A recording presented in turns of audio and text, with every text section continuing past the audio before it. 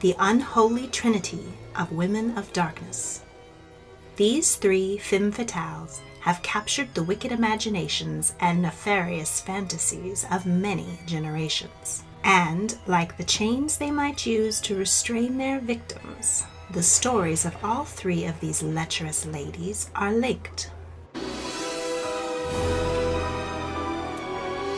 It all began in 1938 in the visionary mind of New Yorker cartoonist Charles Addams. He brought to ink and paper a twisted collection of misfits known as the Addams Family. The matriarch was an aloof, tall, and beautiful creature in a curve-hugging, plunging black dress with jet black hair and mysterious eyes. She and the rest of the family enjoyed a dark and malevolent lifestyle, stalking around their creepy mansion and making nonchalant remarks such as, "May I borrow a cup of cyanide?" and "You forgot the Eye of Newt." By the 1950s, the Addams Family was a haunted household name. However, none of the characters in the cartoon actually had names of their own. Enter Finnish-American actress Maila Nurmi, who left Astoria, Oregon for a career in show business. The natural blonde worked as a cheesecake model and a showgirl alongside future burlesque star Lily St. Cyr. Maila appeared in a midnight show called Spook Scandals, where she was spotted by famous director Howard Hawks, who cast her in his film Dreadful Hollow. Unfortunately, the production was plagued with problems and never got off the ground. In 1953, Maila attended a Halloween masquerade in a costume inspired by the matriarch from Charles Addams's cartoons. In her stunning look, she caught the eye of TV producer Hunt Stromberg Jr., who was seeking an eccentric character to host a late-night show of newly syndicated classic horror movies. Maila got the job, and Vampira was born.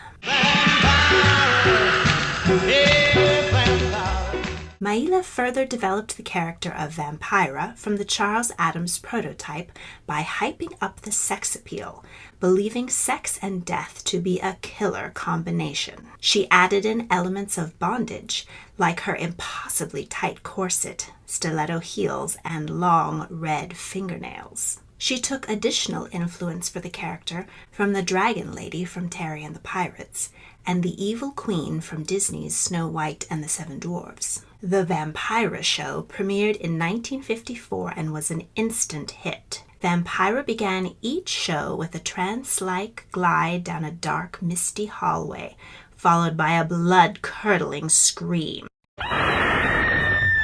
She would then introduce and mock that evening's film while reclining on a couch of skulls. Her ghoulish comedy included making martinis with eyeballs instead of olives and offering viewers epitaphs rather than autographs. Vampira ended each show by wishing her audience, "Bad dreams, darlings." Vampira became the vamp of the moment, making appearances on The Red Skelton Show, The Ed Sullivan Show, and many more. She rode around Los Angeles in a chauffeured 1932 Packard and ran for Night Mayor of Hollywood with the platform of Dead Issues. Maila had a long-running affair with War of the Worlds director Orson Welles, and upon first seeing her nude, he proclaimed, "Magnificent carcass." In 1955, Maila's close friend and Hollywood icon James Dean died in a car racing accident, and Vampira became embroiled in scandal, including a magazine expose accusing her of causing his death with black magic. Her link to the tragedy, along with several warnings from the FCC about her grotesque humor, caused KABC-TV to cancel the Vampira show after a successful run of only 1 year. Maila retained the rights to the character and continued to breathe life into Vampira. She had a brief run on a competing TV station. She appeared in 1959's Plan 9 from Outer Space, a kooky horror B-movie directed by Ed Wood, whom she met at a birthday party for Bela Lugosi Jr. Vampira was also a character in Tim Burton's 1994 biopic about the director, Ed Wood. Vampira was played by Burton's then wife, Lisa Marie. In 1959, Maila, as Vampira, performed as the live-action model for Maleficent in Disney's Sleeping Beauty, and you can certainly see Vampira in the iconic character's arched eyebrows, deep voice, and casual evilness. Vampira was the archetype for a new kind of celebrity, the horror host, and many would follow in her footsteps. In 1964, 10 years after Vampira lit up the night, ABC developed Charles Addams's cartoons into a new series. The Addams family was brought to life, and Charles Addams gave them all names. Morticia came from the Latin mortis, meaning death. The ethereal Carolyn Jones was cast in the role. Carolyn hailed from Amarillo, Texas, and had spent years in Hollywood developing serious acting chops. She regularly stole the show in zany supporting roles in many big-name movies, including House of Wax, The 7-Year Itch, and Invasion of the Body Snatchers, but had always longed to be a leading lady. She played love interests to Elvis and Frank Sinatra. She had been married to Charlie's Angels and Beverly Hills 90210 producer Aaron Spelling, but the couple had sadly parted. For 1957's bachelor party, Carolyn traded in her natural blonde locks, a dime a dozen among Hollywood starlets, for an exotic raven-haired look. She gained an Academy Award nomination for the performance. In 1964, Carolyn finally found a role seemingly custom-made for her, a kooky, zany character with a smart and wicked sense of humor who also happened to be a leading lady. Carolyn and the writers added a lot of flesh to the bones of the cartoon character. Although there is scant existing evidence that Vampira was an influence, it's hard to believe that she wasn't. This Morticia, like Vampira, was dripping with sex appeal, which was pretty subversive for primetime TV in the 1960s.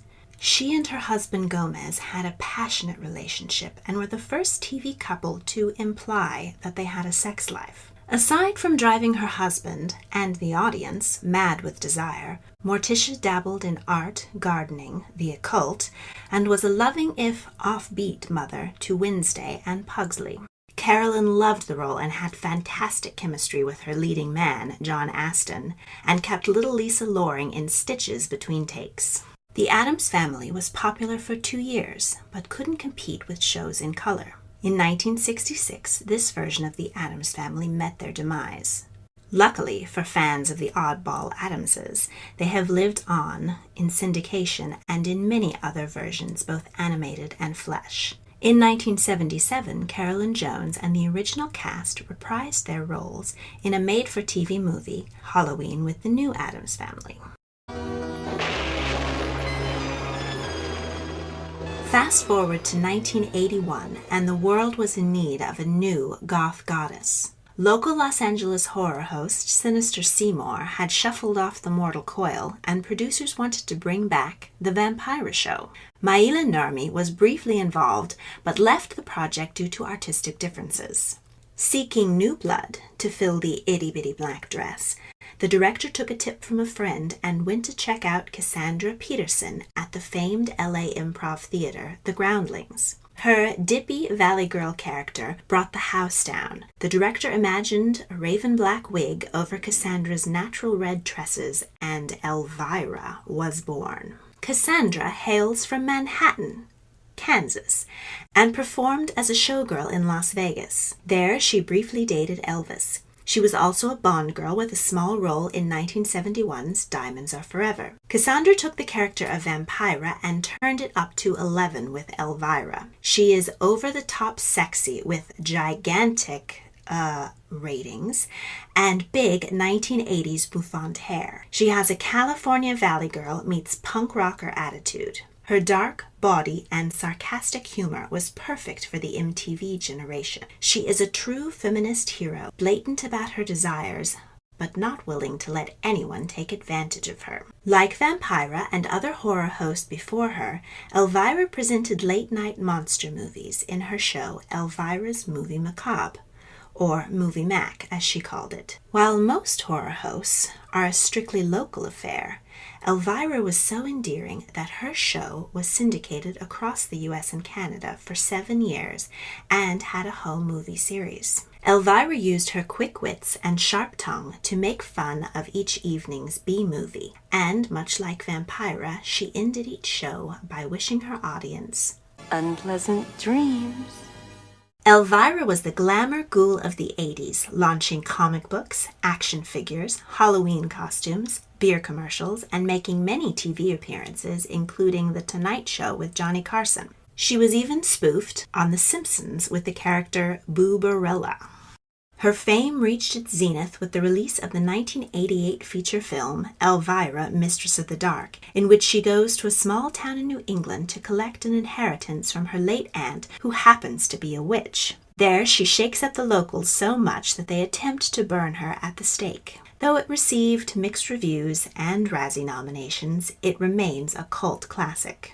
Elvira continues to be a goth icon with the 2001 sequel, Elvira's Haunted Hills, a 2007 reality competition, The Search for the Next Elvira, a 2010 revamp of Elvira's Movie Macabre, and 2014's 13 Nights of Elvira.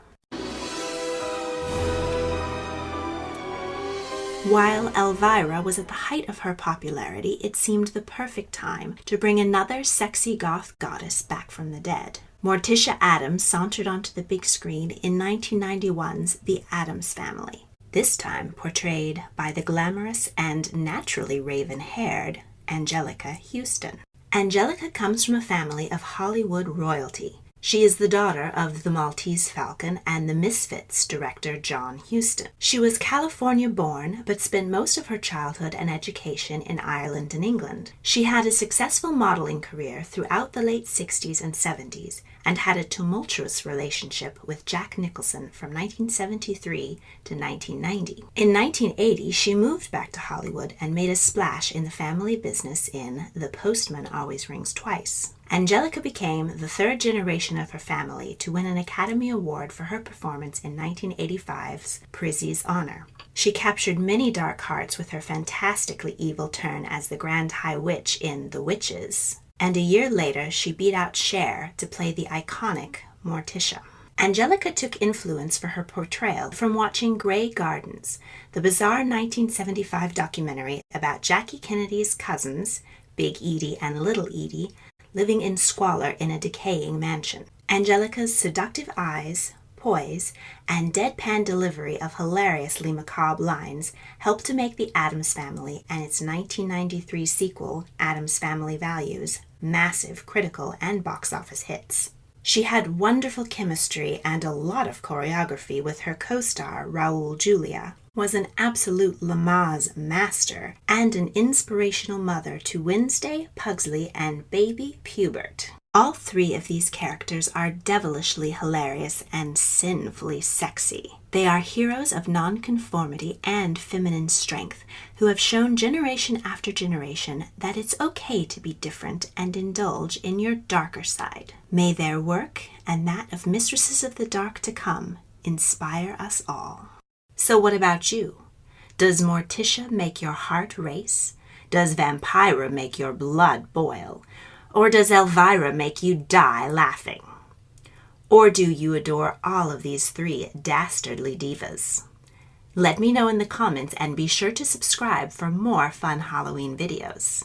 Thank you for watching and unpleasant dreams. If you don't believe in vampires, turn up the radio.